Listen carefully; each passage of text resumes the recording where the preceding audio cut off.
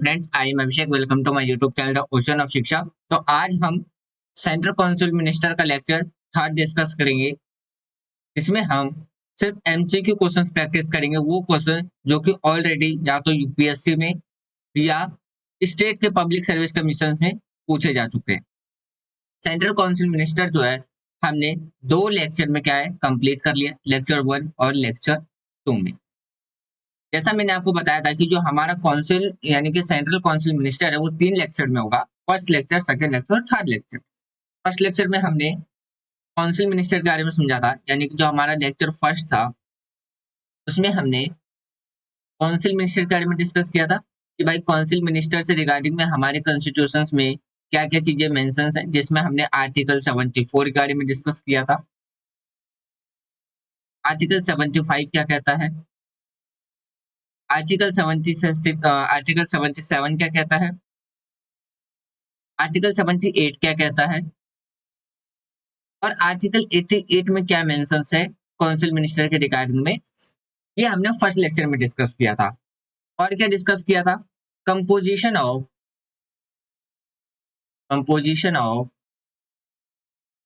Council minister, council minister, जिसमें हमने 3 topic discuss किया था।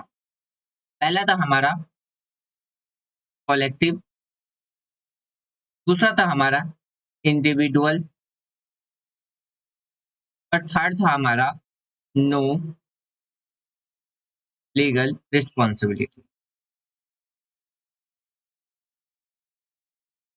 और हमने फर्स्ट लेक्चर में क्या डिस्कस किया था, इसके बाद हमने क्वालिफिकेशंस क्या होनी चाहिए,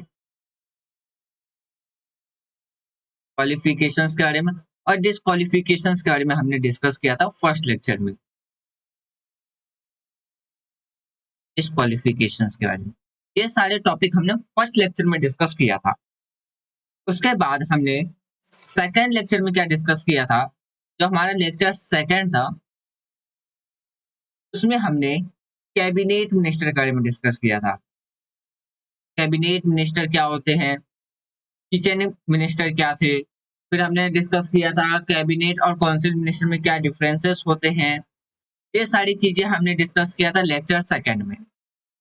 आज हमारा लेक्चर थर्ड रहने वाला है, इसमें हम एमसीक्यू क्वेश्चंस प्रैक्टिस करेंगे। एक बार मैं आपको सारे स्लाइड्स दिखा देता हूं जो हमने 2 लेक्चर में डिस्कस किया था। अभी हमारा एम लक्ष्मीकांत का 6th एडिशन चल रहा है, जिसमें हम अभी पार्ट थर्ड डिस्कस कर रहे हैं। ऑलरेडी फर्स्ट पार्ट और सेकंड पार्ट कंप्लीट किए जा चुके हैं। फर्स्ट पार्ट था हमारा कॉन्स्टिट्यूशनल फ्रेमवर्क, दूसरा पार्ट था हमारा, पार्ट सेकंड जो था वो था हमारा system of government, system of government. ये सारी चीजें ऑलरेडी हमने डिस्कस कर लिया था, विथ एमसीक्यू क्वेश्चंस प्रैक्टिस के साथ किया है। और इन दोनों पार्ट का यानी कि पार्ट 1 कॉन्स्टिट्यूशनल फ्रेमवर्क और जो पार्ट 2 है हमारा सिस्टम ऑफ गवर्नमेंट, यानी कि चैप्टर 1 से लेकर के चैप्टर 16 तक आपका 2 टेस्ट भी मिल जाएगा। प्लेलिस्ट पर ऑलरेडी अपलोडेड है, वो भी आप जाकर के देख सकते हैं। ये सारी चीजें हमने डिस्कस कर लिया था। इस एमसीक्यू क्वेश्चंस में हमने वो क्वेश्चंस डिस्कस किए थे या तो जो ऑलरेडी प्रीवियस ईयर में पूछे जा चुके हैं, या वनडे टाइप में एग्जाम में किस तरीके से और क्वेश्चंस पूछे जा सकते हैं, वो सब हमने ब्रीफली डिस्कस किया था। और एक चैप्टर को पूरा रिकॉल किया था, जिसमें हमने कोशिश भी की थी कि जो डाउट्स है वो आगे क्लियर हो जाए। अभी हमारा पार्ट थर्ड चल रहा है, जिसमें हमने चैप्टर 17 जो कि था हमारा प्रेसिडेंट, चैप्टर 18 जो कि था हमारा वाइस प्रेसिडेंट, चैप्टर 19 जो कि था हमारा प्राइम मिनिस्टर, प्राइम मिनिस्टर। और चैप्टर अभी हमने 20 कंप्लीट किया जो कि हमारा central council minister. Chapter 21 discuss करेंगे हम कैबिनेट कमिटीज के बारे में। ये हम चैप्टर 21 डिस्कस करेंगे। तो चलिए स्टार्ट करते हैं हम अपना आज का डिस्कशन।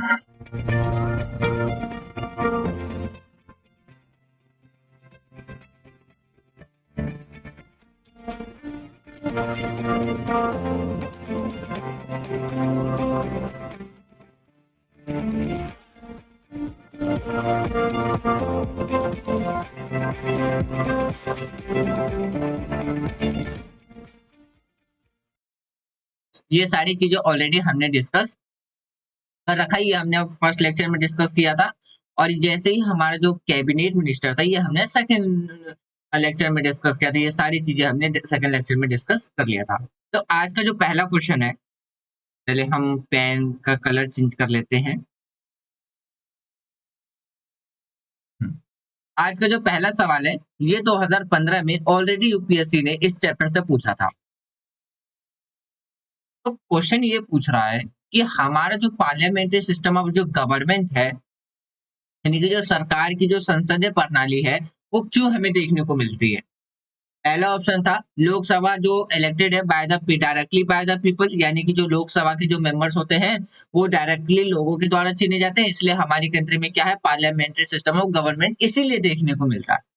क्योंकि क्वेश्चन में पूछ रहा है कि पार्लियामेंट्री गवर्नमेंट यानी कि पार्लियामेंट्री सिस्टम ऑफ गवर्नमेंट क्यों देखने को मिलता है, यानी कि क्यों जो गवर्नमेंट संसदीय प्रणाली है वो क्यों है, यानी कि उसका रीजन बताना। तो पहला ऑप्शन दिया गया था आपके पास कि जो लोकसभा के जो मेंबर्स हैं वो डायरेक्टली इलेक्ट होकर आते हैं लोगों के द्वारा। दूसरा ऑप्शन दिया गया है कि पार्लियामेंट अमेंड कर सकता है, यानी कि संशोधन कर सकता है हमारी कॉन्स्टिट्यूशंस में। तीसरा ऑप्शन आपके पास है कि राज्यसभा कभी भी डिसॉल्व नहीं होता है। और चौथा सवाल है, आप यानी कि चौथा ऑप्शन था आपके पास कि जो काउंसिल ऑफ मिनिस्टर है वो रिस्पॉन्सिबल होता है किसके, लोकसभा के, जिसे हम पीपल ऑफ द हाउस भी कहते हैं, पीपल ऑफ द हाउस, या जिसे हम लोअर हाउस भी कहते हैं, लोअर हाउस। अब आपको बताना है कि किस कारण से हमें पार्लियामेंट्री सिस्टम ऑफ गवर्नमेंट देखने को मिलता है, यानी कि हमारी कंट्री में जो पार्लियामेंट्री सिस्टम ऑफ गवर्नमेंट है वो इसीलिए है क्योंकि इसका जो राइट आंसर है वो है आपका ऑप्शन डी। हमारी कंट्री में जो पार्लियामेंट्री सिस्टम ऑफ गवर्नमेंट देखने को मिलता है वो इसीलिए है क्योंकि जो काउंसिल ऑफ मिनिस्टर है वो रिस्पॉन्सिबल होता है किसके द्वारा, किसके लिए, लोकसभा के लिए। यह ऑलरेडी हमने डिस्कस किया था जब हमने काउंसिल मिनिस्टर और कैबिनेट मिनिस्टर में जब हमने डिफरेंस डिस्कस किया था ना, तो उसमें ऑलरेडी हमने ये पॉइंट डिस्कस किया था कि जो काउंसिल ऑफ मिनिस्टर्स होते हैं वो रिस्पॉन्सिबल किसके लिए होता है, लोकसभा के लिए होता है।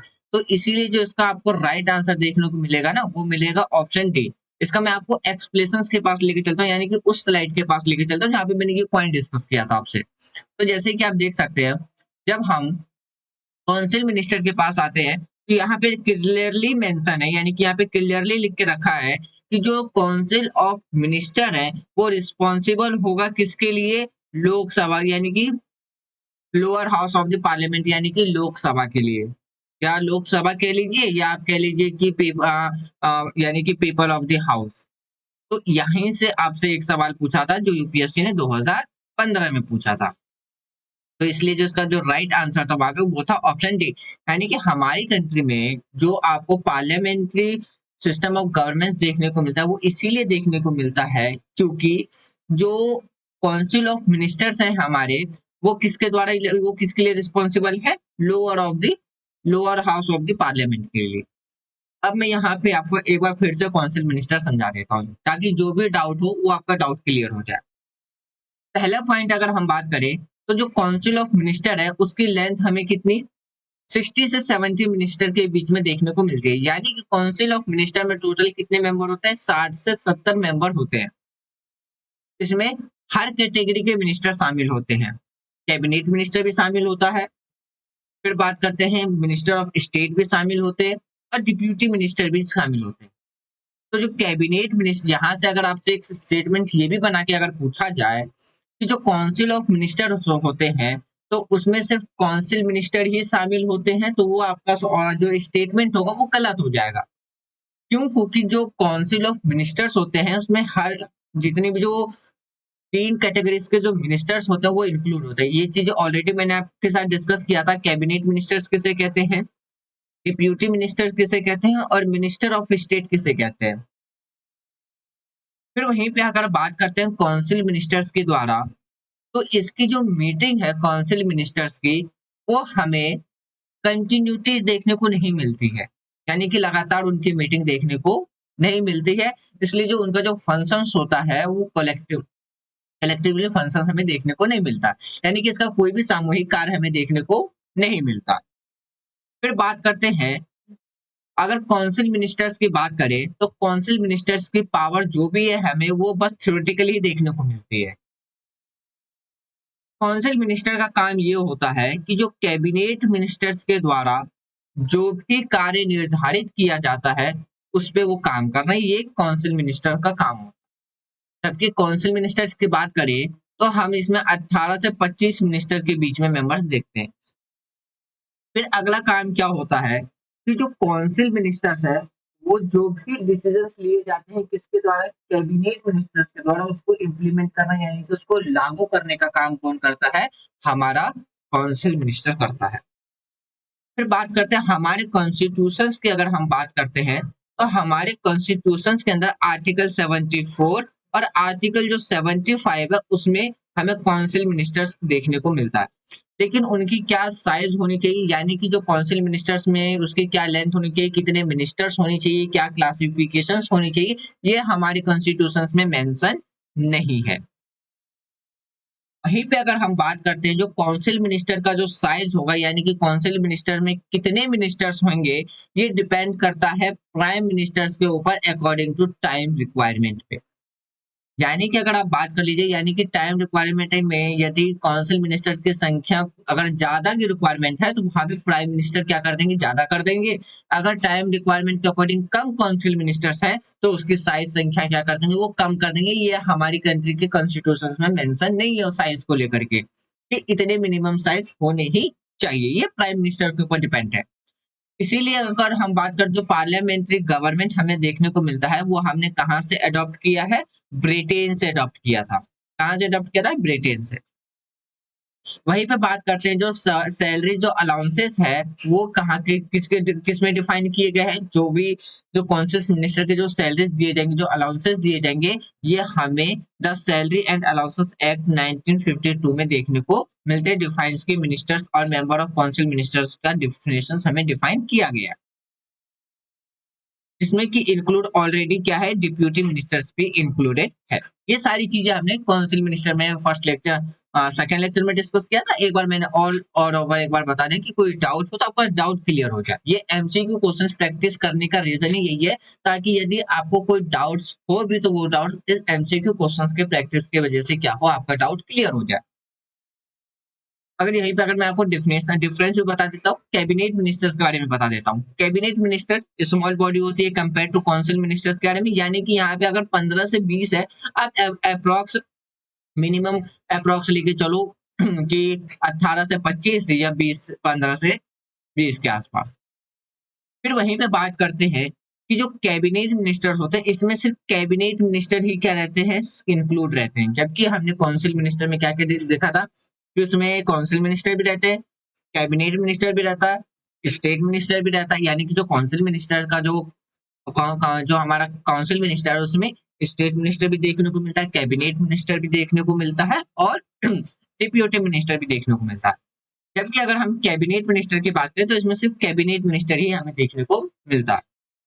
कैबिनेट मिनिस्टर की जो मीटिंग्स है वो फ्रीक्वेंटली होती रहती है। यदि कोई नेसेसरी कंडीशंस है या कोई ज्यादा इमरजेंसी वाला अगर टाइम है तो उसमें सप्ताह में एक से ज्यादा भी मीटिंग हमें देखने को मिल सकता है। अगर और ज्यादा क्रिटिकल सिचुएशन है तो एक दिन में कई मीटिंग्स हमें देखने को मिलती है कैबिनेट मिनिस्टर्स की। वहीं पे अगर काउंसिल मिनिस्टर की बात करें तो उतनी मीटिंग हमें काउंसिल मिनिस्टर की देखने को नहीं मिलता।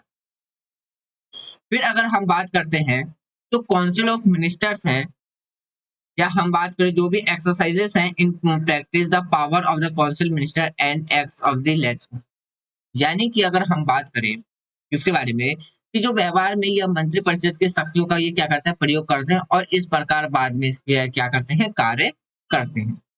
फिर बात करते हैं जो कैबिनेट मिनिस्टर होते हैं वो डायरेक्ट काउंसिल मिनिस्टर को क्या करते हैं, टेकिंग पॉलिसी डिसीजन, यानी कि जो भी पॉलिसीज जो भी इनके द्वारा डिसीजंस लिए जाते हैं, पॉलिसीज बनाई जाती हैं या एडवाइस, या सीधी सीधी बात करते हैं जो कैबिनेट मिनिस्टर्स के द्वारा जो भी पॉलिसीज डिसीजन पॉलिसीज दी जाती है काउंसिल मिनिस्टर को, तो उनके लिए क्या होता है, सभी मिनिस्टर्स के लिए क्या हो जाता है, बाइंडिंग हो जाता है। क्या हो जाता है, बाइंडिंग।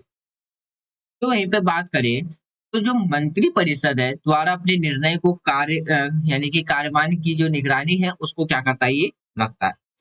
आर्टिकल 352 जो कि हमारी कॉन्स्टिट्यूशन में 1978 में 44th कॉन्स्टिट्यूशन अमेंडमेंट करके क्या है, इसमें अगर हम बात करें तो ऐड किया गया था, जबकि ये हमारे ओरिजिनली कॉन्स्टिट्यूशंस में देखने को नहीं मिलता। आर्टिकल जो हमारा 335 यानी कि 352 है, ओनली डिफाइन करता है कैबिनेट के बारे में। फिर अगर बात करें वहीं पे councils consisting of the prime minister and other minister of cabinet rank opponent under the article 75 does not describe the power of function. यानी कि अगर हम आर्टिकल 75 के बारे में बात करते हैं तो वहां पे सिर्फ अपॉइंटमेंट की बात की गई है, क्या पावर्स होगी, क्या फंक्शंस होंगे, उसके बारे में डिस्क्राइब नहीं किया गया है।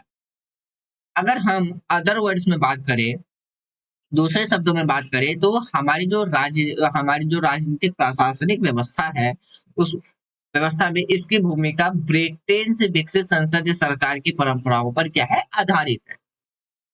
और ये क्या रहता है, अगर हम काउंसिल ऑफ मिनिस्टर्स की बात कैबिनेट मिनिस्टर्स की बात करते हैं, ये संसद के निचले सदन के प्रति क्या है, सामूहिक जिम्मेदारी को लागू करता है। यहाँ पे देखिए कलेक्टिव रिस्पॉन्सिबिलिटी वो क्या करता है, लागू करने का काम करता है। तो ये कुछ डिफरेंस थे काउंसिल मिनिस्टर और कैबिनेट मिनिस्टर में। अब हम चलते हैं अपने अगले क्वेश्चन की तरफ।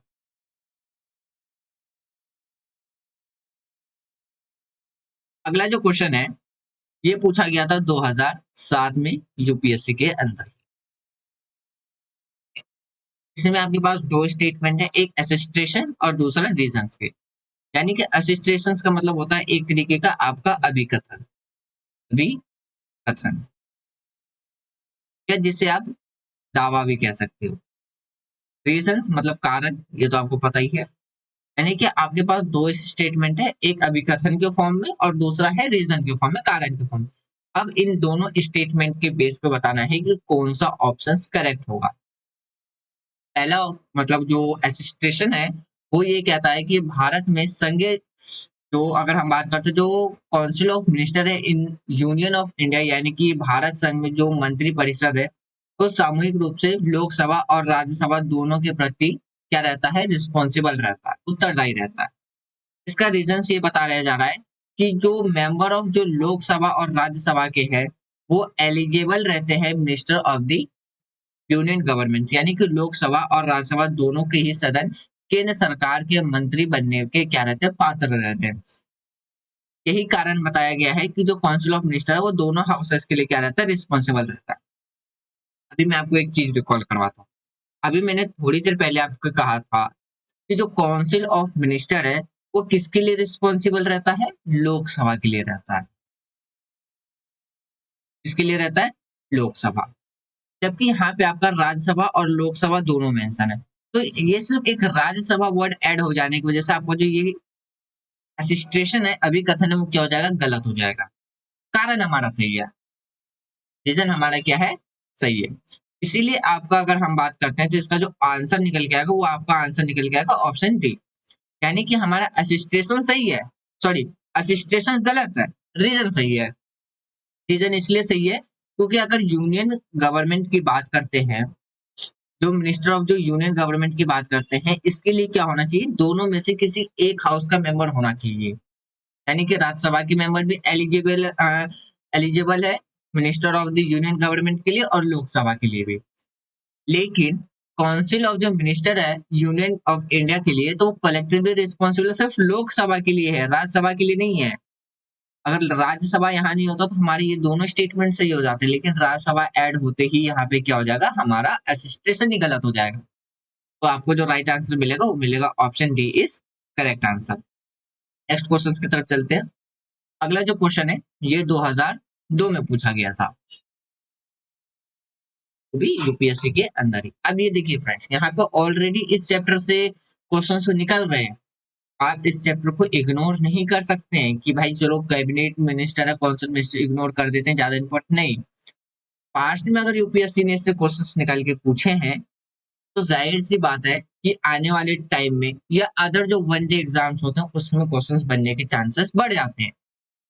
तो इससे आपको एक ओवरव्यू पता चलेगा कि चैप्टर भी हमारे लिए क्या है, ज्यादा इंपॉर्टेंट। यदि आपको पॉलिटी कवर करना है तो मैं अपने अकॉर्डिंग सजेस्ट करूंगा कि आप एम लक्ष्मीकांत को कंप्लीट कर लीजिए। आपकी अच्छी खासी पकड़ हो जाएगी किस पे, पॉलिटी पे, क्योंकि ये सारे क्वेश्चंस एम लक्ष्मीकांत के अंदर से ही डायरेक्ट पूछे गए। मैं जो अभी सीरीज आपको पढ़ा रहा हूँ एम लक्ष्मीकांत के 6th एडिशन से, वहां पे ये सारे पॉइंट्स आपको क्लियरली देखेंगे, जैसे मैंने अभी आपको कौन से मिनिस्टर और कैबिनेट मिनिस्टर में दिखाया था। तो इसीलिए हर एक जो भी कैंडिडेट होते हैं, टॉपर्स होते हैं, वो पॉलिटी के लिए एम लक्ष्मीकांत को ज्यादा प्रेफर करते हैं। इसका मेन रीजन यही है क्योंकि उन्होंने ऑलरेडी अपने प्रिपरेशन के ड्यूरेशन में एनालाइज कर रखा है क्वेश्चन पेपर, उसी के बेस पे फिर वो क्या करते हैं, सजेस्ट करते हैं। इसलिए मैं भी आपको सजेस्ट करूंगा कि आप एनसीईआरटी के साथ साथ, यानी कि जो क्लास 6 से लेकर के क्लास 12 तक की जो एनसीईआरटी है, उसको कंप्लीट करने के बाद आप पॉलिटी के लिए एम लक्ष्मीकांत जरूर कंप्लीट करें।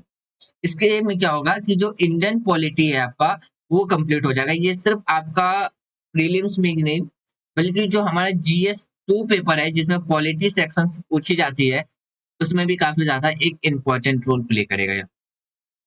यदि आपके पास इससे, अगर आपकी पकड़ अच्छी है तो, यदि आप हमारा जो 27 year UPSC prelims question paper discussion वाली वीडियो देख रहे हैं, उसमें अभी हमारा यूनिट 2 चल रहा है, जो कि है पॉलिटिकल साइंस का। उसमें अगर हम 1995 से लेकर के 2021 तक की बात करें, तो टोटल 300 से ज्यादा क्वेश्चंस क्या है, यूपीएससी ने पॉलिटी सेक्शन से पूछ रखा है। अगर बात करूं तो टोटल कितना, 319 क्वेश्चन यूपीएससी ने डायरेक्ट पॉलिटी से पूछा है। वो भी किस किस चैप्टर का, किस किस टॉपिक से। पहला था आपका constitution, constitution and political system, and political system से टोटल कितना पूछा था, 101 क्वेश्चन यूपीएससी ने डायरेक्ट पूछा है। फिर वहीं पे अगर हम बात करें, अगला जो टॉपिक निकल गया था वो government and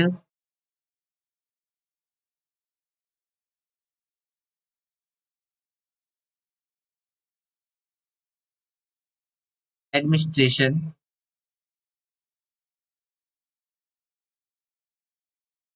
India and world,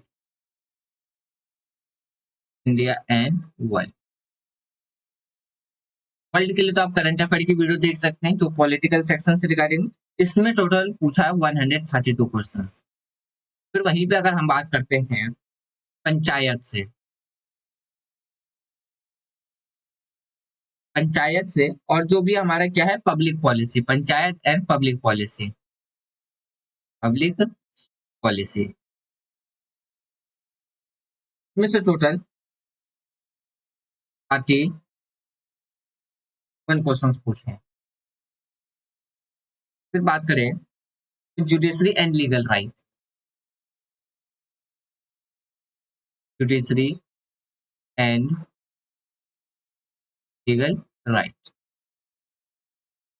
से टोटल कितने, 55 क्वेश्चन पूछे। तो ये देख सकते हैं, ये सारे जो पोर्शन है किससे निकल के आ रहे हैं, पॉलिटी से ही निकल के आ रहे हैं। तो पता चलता है कि पॉलिटी कितना इंपॉर्टेंट सब्जेक्ट है। तो इसलिए मैं सजेस्ट करूंगा कि आप एम लक्ष्मीकांत एटलीस्ट आपको कम से कम नहीं तो 5 टाइम्स आपको पढ़ करके कंप्लीट कर लेना, ताकि आपकी अच्छी पकड़ हो जाए पॉलिटी सेक्शन पे। तो देखते हैं अगला क्वेश्चन क्या है। अगला क्वेश्चन हमसे ये कहता है कि किस कॉन्स्टिट्यूशन अमेंडमेंट के बाद राष्ट्रपति को, जो हमारी कंट्री के प्रेसिडेंट है, तो किसी भी मामले में मंत्रिपरिषद द्वारा क्या है, पूर्ण विचार के लिए वापस भेजने का अधिकार होगा। ये सवाल पूछा था 2002 में। तो ऑप्शन ए है आपके पास 39 constitution amendment act, option B है 40 constitution amendment act, option C है 42nd कॉन्स्टिट्यूशन अमेंडमेंट एक्ट, और ऑप्शन डी है 44th कॉन्स्टिट्यूशन अमेंडमेंट एक्ट। तो इसका जो राइट आंसर मिलेगा वो आपको मिलेगा 44th कॉन्स्टिट्यूशन अमेंडमेंट एक्ट, यानी कि ऑप्शन डी। इसको पहले इरेज कर लेते हैं।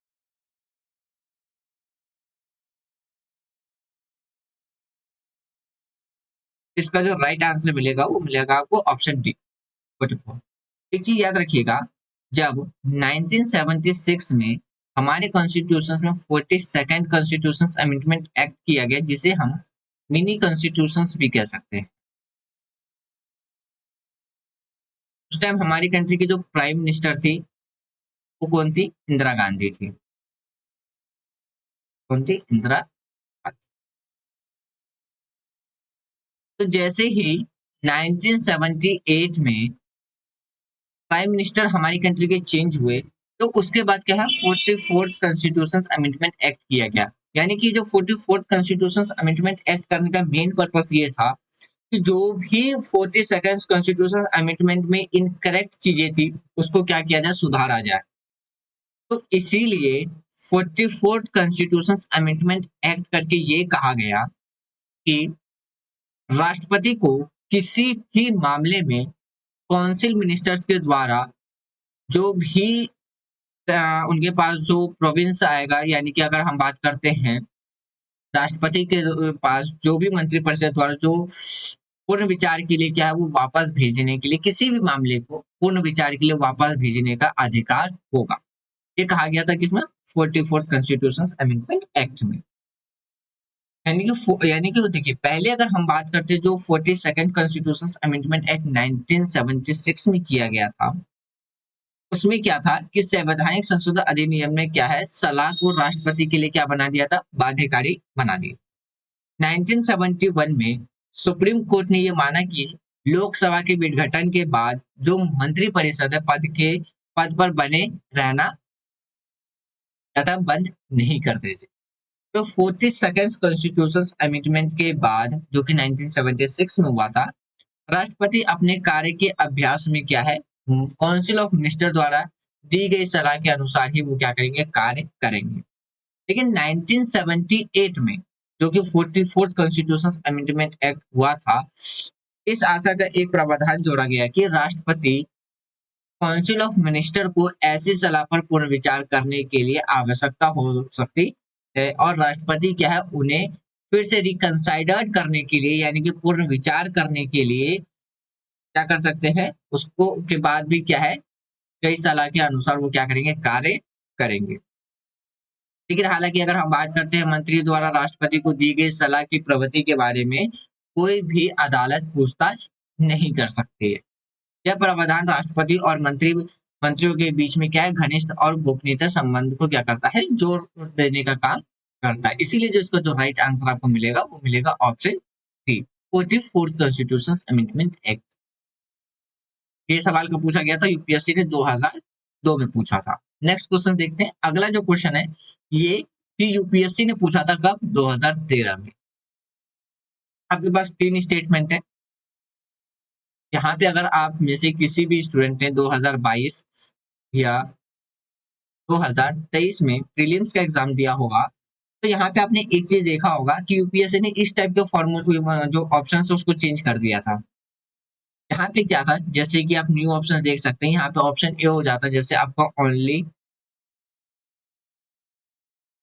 One pair correct, only one pair correct are correct.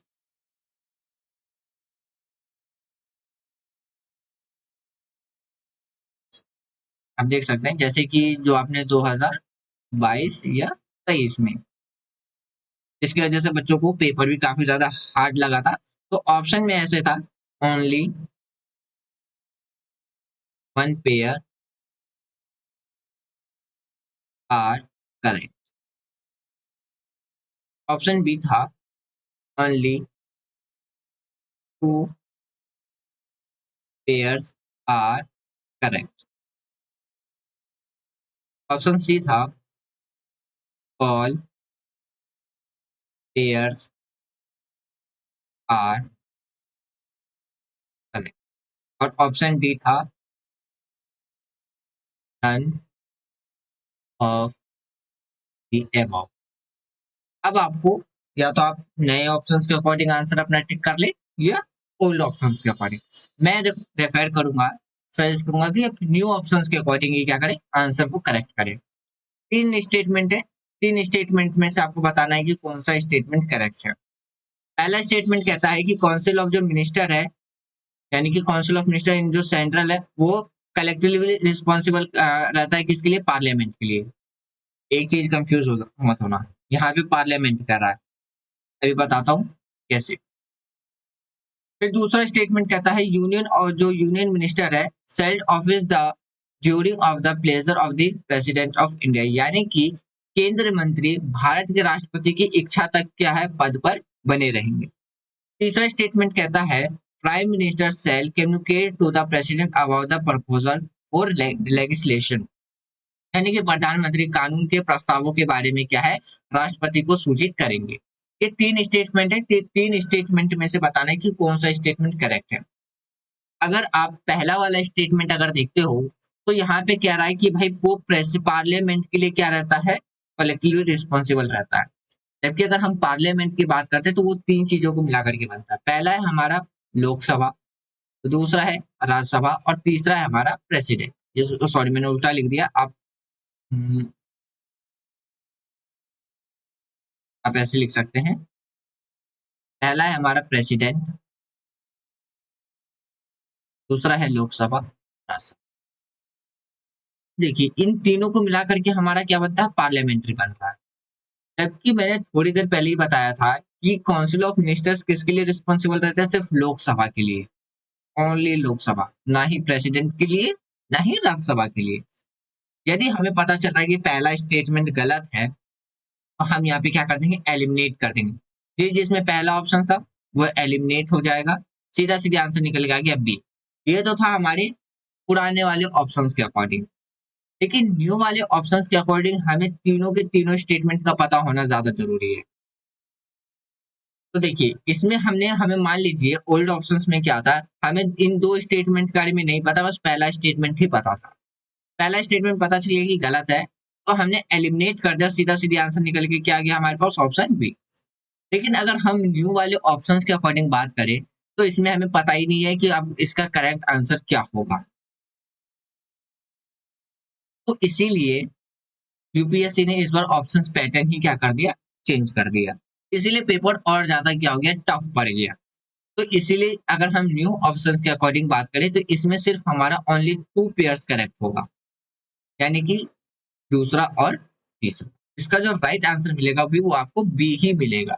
तो मैंने बता दी कि जो काउंसिल ऑफ मिनिस्टर है वो प्रेसिडेंट के, लोकसभा की, सॉरी, ना तो वो पार्लियामेंट के लिए रहता है रिस्पॉन्सिबल, ना राज्यसभा के लिए, वो सिर्फ लोकसभा के लिए ही रिस्पॉन्सिबल रहता है। बाकी हमारे दोनों स्टेटमेंट क्या है वो सही है। नेक्स्ट क्वेश्चन देखते हैं। अगला जो क्वेश्चन है ये 2011 में पूछा गया था, किसमें, यूपीएससी में ही पूछा गया था। देख रहे हैं कि कितने ज्यादा क्वेश्चंस निकल के आ रहे हैं इस क्वेश्चन से। अब देखिए इसमें आपके पास क्वेश्चंस में ये पूछ रहा है कि when the annual union budget is not pass by the Lok Sabha, यानी कि जो हमारा वार्षिक केंद्र बजट है कब लोकसभा द्वारा पारित नहीं किया जाता है। ऑप्शन ए है, अगर हम ऑप्शन ए की बात करते हैं, बजट को संशोधित और फिर से प्रस्तुत किया जाता है तब क्या है, लोकसभा में यूनियन बजट पारित नहीं होता है, पहला ऑप्शन है। दूसरा ऑप्शन है आपके पास कि जो बजट है, बजट को सुझावों के लिए क्या राज्यसभा में भेजा जाता है, दूसरा कि इस वजह से लोकसभा में यूनियन बजट फिर पास नहीं होता है। तीसरा है, तीसरा स्टेट ऑप्शन है आपके पास कि केंद्र वित्त मंत्री को इस्तीफा देने के लिए कहा जाता है, उस टाइम पे जो एनुअल बजट है, एनुअल यूनियन बजट है, वो लोकसभा में पास नहीं होता है। चौथा है, जब प्राइम मिनिस्टर सबमिट करते हैं अपना रेजिग्नेशन काउंसिल मिनिस्टर में, तब उस टाइम पे जो यूनियन बजट है, एनुअल यूनियन बजट वो पास नहीं होता। यानी कि चार जो ऑप्शन है, इस चार ऑप्शंस में से बताना है कि किस कारण की वजह से लोकसभा में यूनियन जो हमारा एनुअल यूनियन बजट है वो पास नहीं होता। इसका सीधा सीधा आंसर निकल के आएगा आपके पास ऑप्शन डी। यानी कि जब प्राइम मिनिस्टर काउंसिल मिनिस्टर को अपना रेजिग्नेशन दे देता, अपना इस्तीफा दे देता, उस टाइम पे क्या है, जो यूनियन एनुअल बजट है वो पास नहीं होता है। यदि देखिए अगर हम बात करते हैं एनुअल यूनियन बजट, वो तब पास नहीं होगा लोकसभा में जब या तो क्या हो, अविश्वास नो कॉन्फिडेंस मोशन पारित हो जाए लोकसभा के अंदर, या तो सरकार अपने मंत्री परिषद को क्या कर दे, अपना इस्तीफा दे दे। इस कंडीशन में क्या होता है कि जो हमारा एनुअल यूनियन बजट है वो पास नहीं होगा। नेक्स्ट क्वेश्चन देखते हैं। अगला जो क्वेश्चन है ये पूछा गया था पीसीएस में, यानी कि जो स्टेट पब्लिक सर्विस कमीशन है उसमें पूछा गया था इसमें पूछा गया है कि कैबिनेट मीन्स क्या होता है, यानी कि कैबिनेट मिनिस्टर मतलब क्या होता है। ऑप्शन ए था ऑल मिनिस्टर इन गवर्नमेंट, यानी कि सरकार के सभी मंत्री को कैबिनेट मिनिस्टर कहते हैं। ऑप्शन बी है मिनिस्टर विद कैबिनेट रैंक, यानी कि वो मिनिस्टर जो कैबिनेट रैंक का होता है। ऑप्शन सी था cabinet minister and there are secretariats, यानी कि कैबिनेट मिनिस्टर और उनके जो सचिव होते हैं उसको कैबिनेट मिनिस्टर कैबिनेट कहा जाता है। और ऑप्शन डी है मिनिस्टर्स ऑफ स्टेट का मतलब होता है कैबिनेट। अब इनको बताना है कि कैबिनेट का एग्जैक्ट मतलब होता क्या है। तो मैंने थोड़ी देर पहले ही बताया था कैबिनेट, जब मिनिस्टर मैंने आपको बताया था, तो दोनों में डिफरेंस अभी स्टार्टिंग में ही बताया था। तो उसमें मैंने कहा था कि जो कैबिनेट मिनिस्टर होते हैं वो कैबिनेट रैंक के ही होते हैं, यानी कि सिर्फ कैबिनेट रैंक के होते हैं। यानी कि जो कैबिनेट मिनिस्टर की जो लेंथ होती है वो 15 से 20 आपको देखने को मिलेगी साइज। जबकि वहीं पे मैंने इसके कंपेयर में काउंसिल मिनिस्टर में आपको ये बताया था, काउंसिल मिनिस्टर में क्या क्या रहते हैं, हमारे कैबिनेट मिनिस्टर रहते हैं, फिर हमारे स्टेट मिनिस्टर रहते हैं और डिप्यूटी मिनिस्टर रहते हैं।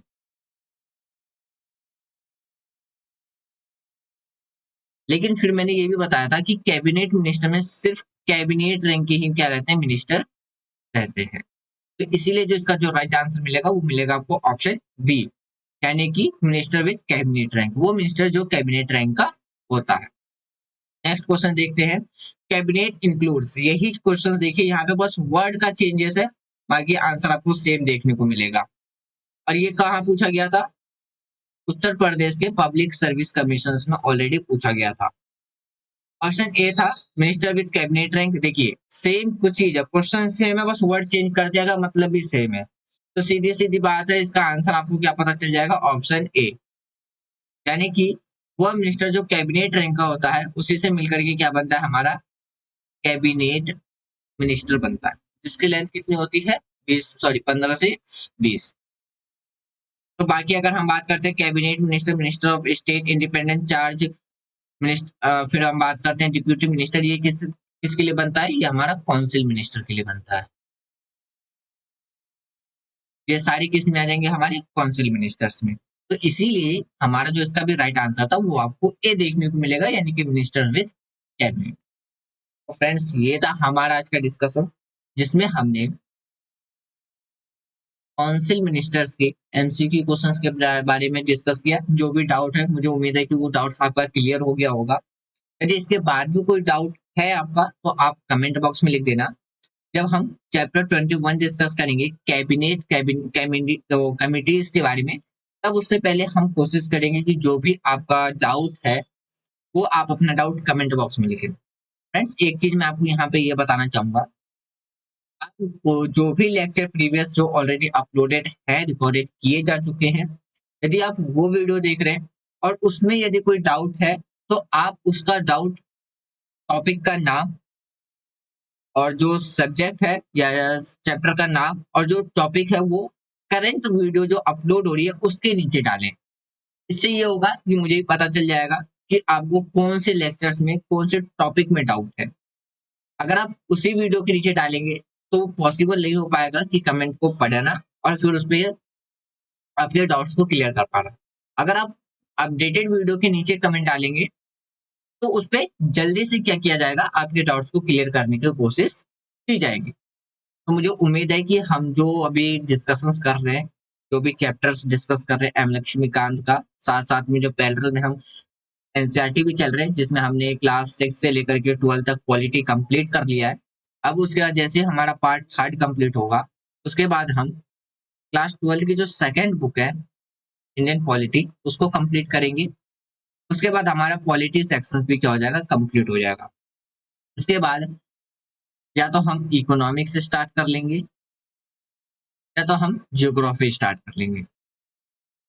जैसा आप लोगों का सजेशन आएगा उसके हिसाब से हम इन दो सब्जेक्ट में से स्टार्ट कर लेंगे। और जो हमारा संडे संडे को UPSC prelims questions paper discussion चल रहा है, आप उससे भी जुड़ सकते हैं और हर संडे इसके क्वेश्चंस अपलोडेड हो जाते हैं।